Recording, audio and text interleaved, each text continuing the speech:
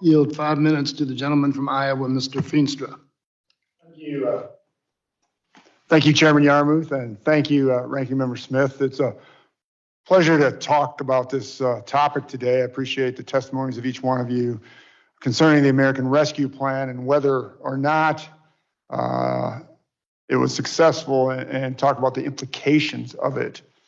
My past, I taught business and economics at a university, and I quickly pulled out my public finance book, right? Because I wanted to clarify economics, and Mr. Moore, you noted that economics is really not complicated. It's not complicated. It's really about consumer satisfaction and how you get there. And the book, the first 5 sentences of the book, it talks about injecting cash into a system inherently creates inflation. It automatically does, right? So that's what happened. That is factual, right? We do have inflation, runaway inflation, which is factual, whether Mrs. Yellen says that, Mr. Powell says that. I mean, this is fact. So now when you look at the economics piece of it, it also deals with utility. So as economists, when we look at utility, that means consumer satisfaction. So what happened with the American Rescue Plan? We injected all this money. Did we create consumer satisfaction? Well, let's think about that. When gas is up 48%, eggs are up 33%, utilities up 30%, milk up 16%, meat up 12%.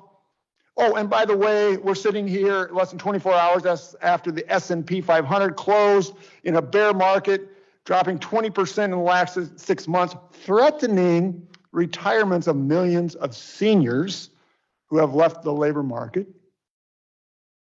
Do you think they're satisfied? No. I mean, this is why there's so much anger in America right now. People are furious, because they have to make a decision. They have to make this decision. A rational person sitting around the table with their family has to make this decision. Do I work more? Economics. Do I have to get more money? Or do I have to cut going to the grocery store? Do I got to cut the pop? Or do I have to cut the meal for my kids? This is real. This is what Americans are facing. So you can talk about the American Rescue Plan, how glorious it is, and yet you have mom and dad sitting at the kitchen table trying to understand what they have to cut. Or does somebody have to get a second or third job? And the same thing with businesses. The businesses have seen dramatic inputs going up, going, all right, now what do we do? And this is scary stuff.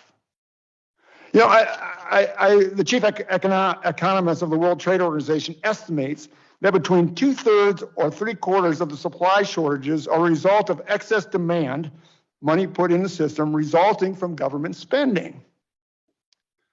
Right? So we look at all this stuff, and this is, again, chief economist of the World Trade Organization saying this. This isn't Randy Feenstra. This is an expert.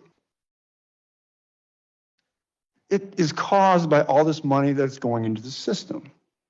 More importantly, and it was just noted by Representative Klein, that it'd be something if we were all collaboratively sitting in this room today figuring out a plan to mitigate inflation. But no, we're not doing that. What we're doing is we're trying to revive Build Back Better.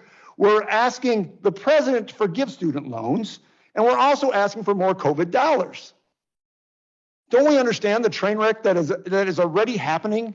And it was just noted that, is there storm clouds on the horizon? No. It's a matter of a hurricane, and we're not sure if it's going to be a hurricane of a strength of 2, 3, 4, or 5.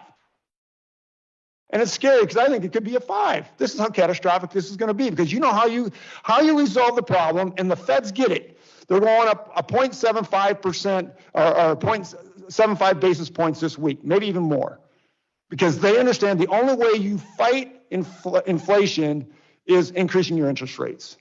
And when you increase your interest rates, right, think about what happens. That slows down the economy. You create a recession, and all of a sudden, a year from now, we're going to talk about extended high unemployment, because businesses are going to have to lay off people because less people are buying product. Again, it's not necessarily me, it's economics. It's written about over and over and over again. I'm scared. The country is scared.